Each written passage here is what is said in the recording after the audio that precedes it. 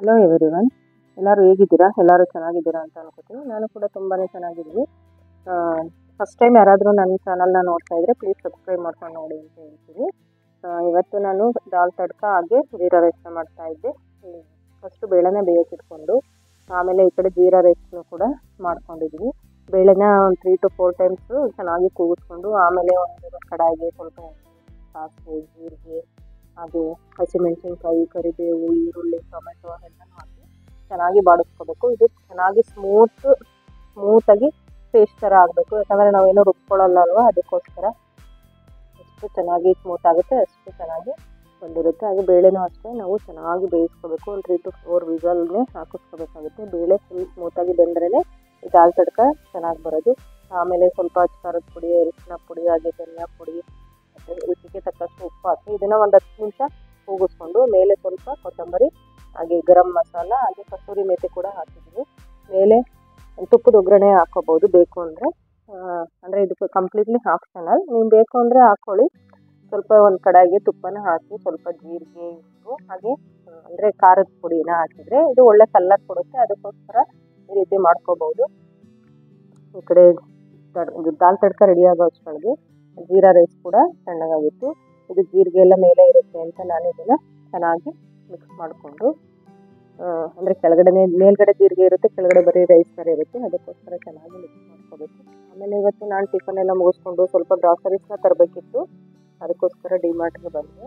ನಾನು ಯಾವಾಗಲೂ ಡಿಮಾರ್ಟ್ಗೆ ಅಂದರೆ ಒಂದು 2 months to 3 months ಆ ಥರ ಬರ್ತೀನಿ. ಯಾವಾಗಲೂ ಏನು ಬರೋಲ್ಲ. ಅಂದರೆ ಪ್ರತಿಯೊಂದು ಐಟಮು ಖಾಲಿ ಆದರೆ, ಅಂದರೆ ಸೋಪು, ಸರ್ಫು ಆ ಥರ ಎಲ್ಲ ಖಾಲಿ ಆದಾಗಷ್ಟೇ ಬರ್ತೀನಿ. ಬರೀ ಗ್ರಾಸರೀಸ್ ಆದರೆ ಒಂದೊಂದ್ಸಲ ಅಲ್ಲೇ ಲೋಕಲ್ ಶಾಪ್ಗಳಲ್ಲಿ ತೊಗೋತೀನಿ. ನನಗೆ ತುಂಬ ಐಟಮ್ ಬೇಕು ಅಂದಾಗಷ್ಟೇ ಬರೋದು. ನಾನು ಈ ಸಲ ಯುಗಾದಿ ಹಬ್ಬ ಇನ್ನೂ ಒಂದು 10-12 days ಇದ್ದಾಗ ತೊಗೊಂಡಿದ್ದು, ಇಲ್ಲಿವರೆಗೂ ಬಂದಿರಲಿಲ್ಲ. ಪ್ರತಿಯೊಂದು ಐಟಮು ಜಾಸ್ತಿ ಯಾವಾಗ ಬೇಕಾಗುತ್ತೆ ಅವಾಗಷ್ಟೇ ಬರ್ತೀನಿ. ಪ್ರತಿ ಮಂತು ಏನು ಬರೋಕ್ಕೆ ಹೋಗಲ್ಲ.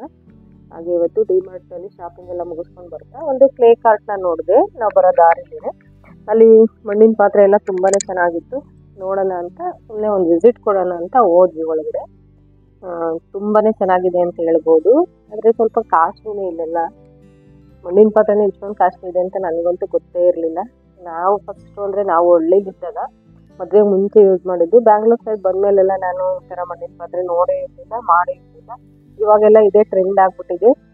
ಇಲ್ಲಿ ಅಡುಗೆ ಮಾಡೋದಷ್ಟೇ ಅಲ್ಲ, ಡೆಕೋರೇಷನ್ ಪೀಸಸ್ ಕೂಡ ತುಂಬಾ ಇದೆ ಅಂತ ಹೇಳ್ಬೋದು.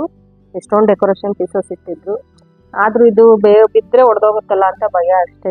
ನೋಡೋಕ್ಕೂ ಅಷ್ಟೇ ಕೆಲವೊಂದು ಐಟಮ್ ತುಂಬಾ ಚೆನ್ನಾಗಿತ್ತು. ಅದು ತುಂಬ ಕಾಸ್ಟ್ಲಿನೂ ಅಂತ ಹೇಳ್ಬೋದು. ಏಕೆಂದರೆ ಅಷ್ಟೊಂದು ದುಡ್ಡು ಕೊಟ್ಟು ತೊಗೊಂಡು ಏನಾದರೂ ಒಡೆದೋದ್ರೆ ಎಷ್ಟೊಂದು ಬೇಜಾರಲ್ವಾ. ಅದಕ್ಕೋಸ್ಕರ ನಾನು ಸ್ವಲ್ಪ 1-2 ಗ್ಲಾಸ್ ತೊಗೊಂಡೆ ಕಾಫಿ ಕುಡಿಯೋದು. ನನಗೆ ಮೇಯ್ನ್ ಬೇಕಾಗಿದ್ದು ಮೊಸರನ್ನ ಎಪ್ಪಾಕೋಕ್ಕೆ ಒಂದು ಚಿಕ್ಕದು ಮಡಕೆ ತರೋಣ ಅಂತ ಅಂದ್ಕೊಂಡು ಹೋದೆ.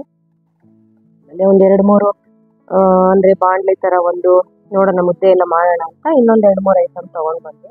ಅದಕ್ಕೆ ಅವರು ಏನು ಮಾಡಬೇಕು, ಯಾವ ಥರ ಪ್ರೊಸೀಜರ್ ಇರುತ್ತೆ ಅಂತ ಎಕ್ಸ್ಪ್ಲೈನ್ ಮಾಡ್ತಾಯಿದ್ರು. ಅಂದರೆ ನಾವು ತೊಗೊಂಡು ಬಂದ ತಕ್ಷಣ ಇದನ್ನು ಯೂಸ್ ಮಾಡೋಕ್ಕಾಗಲ್ಲ. ಒಂದು 2 days ಚೆನ್ನಾಗಿ ಫುಲ್ ನೀರಲ್ಲಿ ನೆನೆಸಿ ಆಮೇಲೆ ಇದನ್ನು ಸೀಸನಿಂಗ್ ಕೂಡ ಮಾಡಬೇಕಾಗುತ್ತೆ. ಅಂದರೆ ಗಂಜಿ ಎಲ್ಲ ಹಾಕಿ ಚೆನ್ನಾಗಿ ಕಾಯಿಸಿ ಎಣ್ಣೆ ಎಲ್ಲ ಹಚ್ಚಿ ಅದೆಲ್ಲ ಪ್ರೊಸೀಜರ್ ಮುಗಿದ್ಮೇಲೆ ಅಷ್ಟೇ ನಾವು ಅಡುಗೆ ಮಾಡ್ಬೋದು.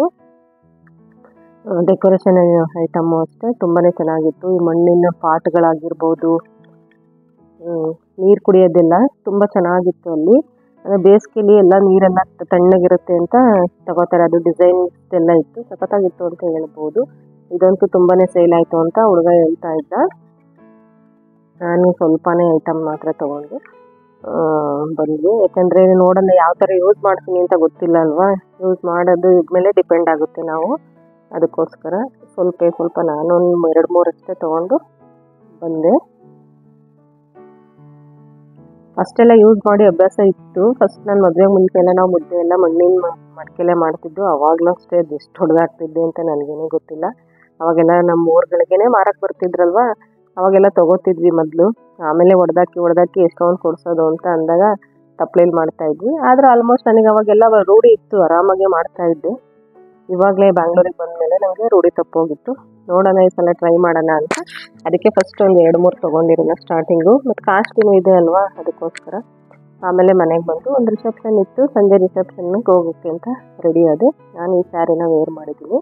ಇದು ರೆಡ್ ಆ್ಯಂಡ್ ಬ್ಲೂ ಸ್ಯಾರಿ. ನನಗಂತೂ ಇದು ಪರ್ಸ್ನಲಿ ತುಂಬಾ ಇಷ್ಟ ಅಂತ ಹೇಳ್ಬೋದು. ನಾನು ಯಾವ ಥರ ಅಂದರೆ ಒಂದೊಂದ್ಸಲ ಯಾವ ಸ್ಯಾರಿ ಇಷ್ಟ ಆಗುತ್ತೆ ಅದನ್ನೇ ಜಾಸ್ತಿ ಉಡ್ತಾ ಇರ್ತೀನಿ.